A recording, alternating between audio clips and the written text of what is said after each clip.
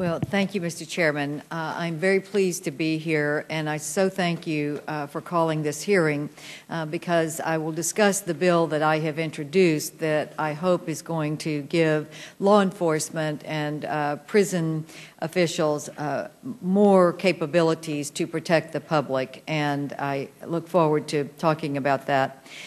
In 2008 alone, corrections systems reported startling numbers of confiscated phones. California reported nearly 3,000 phones found with inmates. Mississippi had nearly 2,000.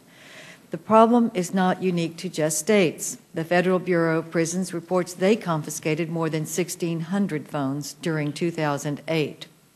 Cellular phones inside our nation's penal system act as a force multiplier for criminals. A single phone can be shared among numerous inmates, and just a few phones inside a prison can lead to a coordinated attack on guards and facilitate escape attempts. According to the Justice Center at the Council of State Governments, 3 inmates, including a convicted killer, arranged for their escape from a Kansas facility using a contraband cell phone. In Tennessee, an inmate used a cell phone to plot an escape that resulted in the death of a corrections officer. And in June of last year, inmates at 3 Oklahoma correctional facilities coordinated an outbreak of violence across the system, resulting in 3 deaths and many injuries. Cell phones have been used to carry out threats and attacks against the public. One of our witnesses today, my friend, State Senator John Whitmire, was the target of a death row inmate using a cell phone. In one heartbreaking case, an inmate on trial for murder in Maryland orchestrated the assassination of a witness against him using a smuggled cell phone in prison. The witness was gunned down outside his home in front of his children. Our law enforcement officers and prosecutors have a difficult job to do. Can you imagine how much more difficult it is when witnesses might be afraid to testify because an inmate inside a prison can threaten them and their family from the comfort of their prison cell? We're seeing a dramatic rise in the number of ongoing criminal enterprises orchestrated from prison cells via cell phone, including drug trafficking. So what can be done?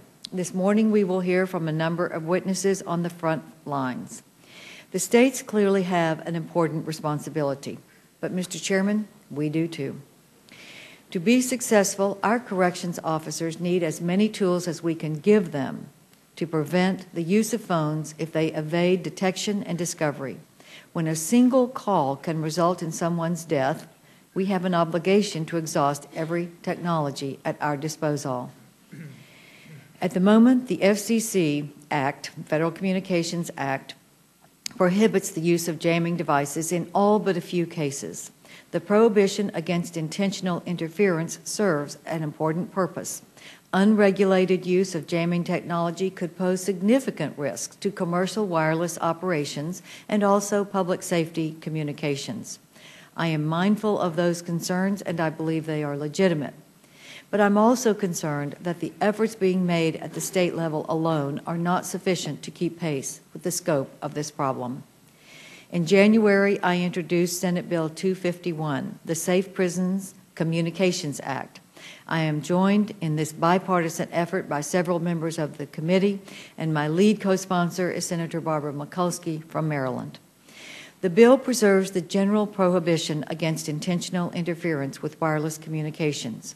However, it creates a process for correctional facilities to seek a waiver from the FCC to operate a wireless jamming device.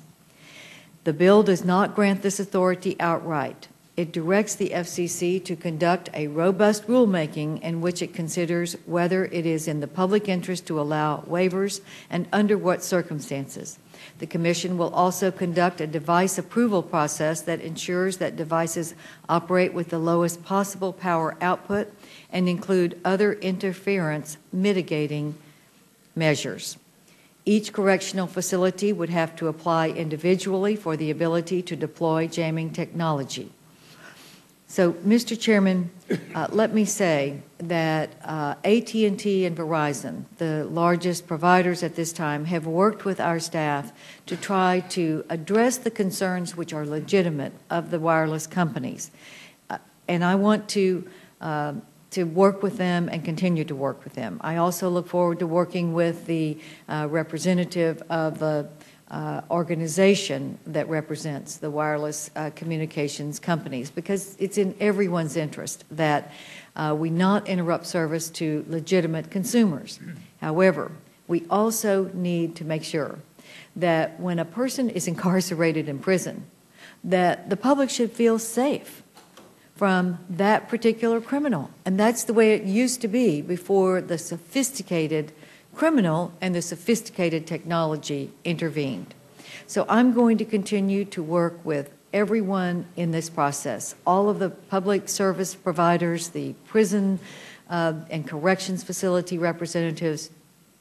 But, Mr. Chairman, we do have a responsibility here, and I hope that after this hearing and in working with all of the people and entities involved in this, that we will learn enough that we can move my bill and Senator Mikulski's bill and the bipartisan support that we have in a way that walks the very fine line to assure that service is not interrupted for legitimate people. But when someone goes to prison, that the public is safe from that person truly, and we need to work on it right now.